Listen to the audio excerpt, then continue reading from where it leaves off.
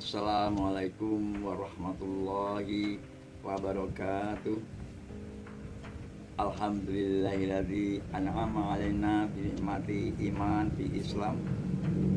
Asyhadu an la ilaha illallah wa la syarikalah wa asyhadu anna sayyidina Muhammadan abduhu wa rasuluh. Allahumma sholli wa sallim wa barik ala sayyidina Muhammad sallallahu alaihi wa sallim tasliman katsira. Amma ba'du, ikhwan kiram rahimakumullah, para teman-teman, Bapak Ibu sekalian. Di sini kita berjumpa lagi dengan Abah Thoyib. Dengan itu, mari kita menelaah sesuatu yang mungkin kita bisa bersama sinau bareng, bersama-sama belajar untuk kehidupan kita di dalam dunia maupun di akhirat kelak.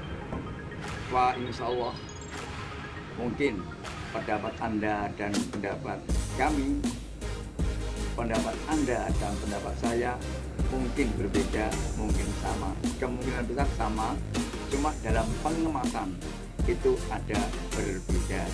Namun tidak apalah, karena kita sebagai umat manusia yang patuh taat kepada Allah, taat kepada apa yang digariskan rule of law dari ajaran-ajaran kita, yakni dalam ajaran-ajaran Islam di dalam Al-Quran dan Al-Hadis. Dengan adanya itu, marilah kita sekelumit menelaah kegunaan kehidupan kita sebelum kita meninggalkan dunia, karena dunia itu pasti telah kita akan tinggalkan. Bahkan di dalam hadis Rasulullah SAW itu menjelaskan kehidupan dunia ini nantinya akan ditinggalkan, namun ada 3 perkara yang bisa membantu kita, yang bisa tidak kita tinggalkan, yakni akan selalu ikut dengan kita. Termasuk minal awal wahidun, yakni ilmun manfaat, amalun jariyah, kemudian waladun yang sholihun, yang dapat mendoakan Allah kepada kita di alam baka. Namun semuanya itu mungkin dalam diri kita untuk menggapai hal itu dalam pertanyaan besar, di dalam menganalisa kehidupan ini bagaimana kelak terjadinya. Bapak Ibu yang berbahagia, teman-teman yang ada di dunia maya.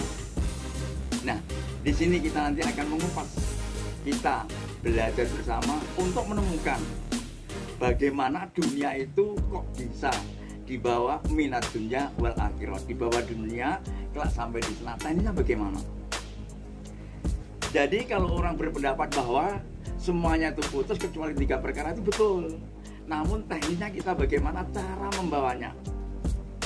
Kalau kita melihat, menelaah, mengetahui orang-orang yang termasuk ghaniyun jidan, orang yang kaya raya, orang yang mempunyai apa saja di dunia, pasti setelah matinya semuanya itu ditinggalkan, termasuk rumah mewah, kendaraan, anak, istri yang masih cantik pun kita tinggalkan. Di sinilah letak kita untuk menggapai, menelaah, menguji kehidupan kita agar kita bisa membawa keuangan kita, duit kita, dunia kita dari dunia ini sampai ke akhirat. Menurut Ibu bagaimana? Menurut Bapak-bapak sekalian bagaimana? Menurut teman-teman kita, baik di dunia maya maupun di dunia nyata bagaimana? Kalau menurut pendapat saya, menurut pendapat Abah Thoyib begini, kita akan mengambil yang amalun zariyah, sekelumit amal zariyah yang kita antarkan kepada jariyah-jariyah kita sodahkan kepada mereka-mereka yang mementingkan. Nah, inilah dunia kita yang bisa kita bawa dari dunia sampai akhirat. Walaupun begitu pasti kita membutuhkan duit, uang itu tetap kita mempunyai kehidupan, mempunyai penelaahan, mempunyai kepentingan dari dunia ini sampai ke sana. Namun yang membawa berbeda keretanya. Mohon Bapak dan Ibu sekalian, teman-teman, penjenengan Anda sekalian, Anda pikir dengan sebaik mungkin dan sematang-matangnya. Kok bisa duit dibawa ke akhirat, caranya bagaimana? Kalau menurut pendapat Abah Thoyib, harusnya yang membawa itu bukan kita. Kalau Anda sekalian membawa, tidak akan mungkin. Memikirkan berjalan sendiri pun sudah tidak bisa. Diantar oleh teman-teman kita yang masih hidup ke alam kubur. Ini jelas. Nah, bagaimana ya kira-kira? Sesuai dengan hadis Rasulullah, ilmal karena tangis abada wa'mal li akhirika karena tamuluda. Jadi kita harus bekerja semaksimal mungkin selama kita di alam dunia ini. Dan kita beribadah, insya Allah seakan-akan kita besok akan mati meninggalkan dunia ini. Pembelajaran inilah yang penting sekali bagi kita sekalian, supaya kita bisa menahan diri, supaya tidak emosional dengan hajat hidup di dunia yang kita fokuskan dengan harta benda, yang kita fokuskan dengan keadaan dunia yang mewah-mewah. Walaupun kita menyenangi, tidak hubud dunia terlalu dalam, karena semuanya tuh pasti kita tinggalkan. Peninggalan ini yang mungkin kita bisa bawa, yakni melalui kereta-kereta yang berbeda, termasuk kereta masjid, termasuk kereta kencana Zariah kita limpahkan kepada pembangunan yang berbentuk Islami, madrasah, sekolah, jalan dan sebagainya. Inilah nanti yang bisa mengantarkan kita bahkan duluan itu daripada kita meninggalkan dunia. Paham kira-kira? Nah, perlu kita telah kepahaman ini jangan sampai kita abaikan selama senyampang kita masih hidup di dunia, mencari bekal yang sebanyak mungkin untuk kehidupan di sana, untuk membangun mahligai di akhirat.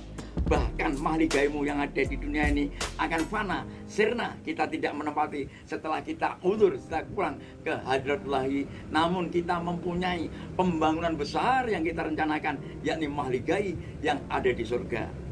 Dengan dalilnya kita menunggu kiriman-kiriman dari ngamalun zariah, termasuk salah satu dari 3 kriteria yang kita tinggalkan. Hadirin para bapak, para ibu sekalian, teman-teman yang bahagia, mungkin sampai di sini dulu hal yang kita kupas sekejap, sekelumit. Walaupun hal tersebut mungkin bisa berguna bagi kita sekalian, dan nantinya insya Allah akan ketemu lagi untuk meneruskan hal tersebut. Bila mana nanti tadi ada kesalahan, kegilapan, karena kita sifatnya bersama-sama untuk berbagi ilmu, untuk sinau bareng. Mohon bila mana ada kekurangan saya ditelaah, dan mohon diberi saran supaya kita mempunyai kehidupan berguna bagi diri saya, bagi Anda sekalian, bagi seluruh umat. Insya Allah hal tersebut bisa mendukung, menunjang, menunjukkan kita di alam yang nanti abada, yakni di kampung akhirat, bahkan nanti akan di kampung surga. Demikian, bila mana ada kekurangan mohon ngapun yang wasingun, dan kami akhiri nun lakolami wa masturun wabila taufiq wal hidayah. Wassalamualaikum warahmatullahi wabarakatuh.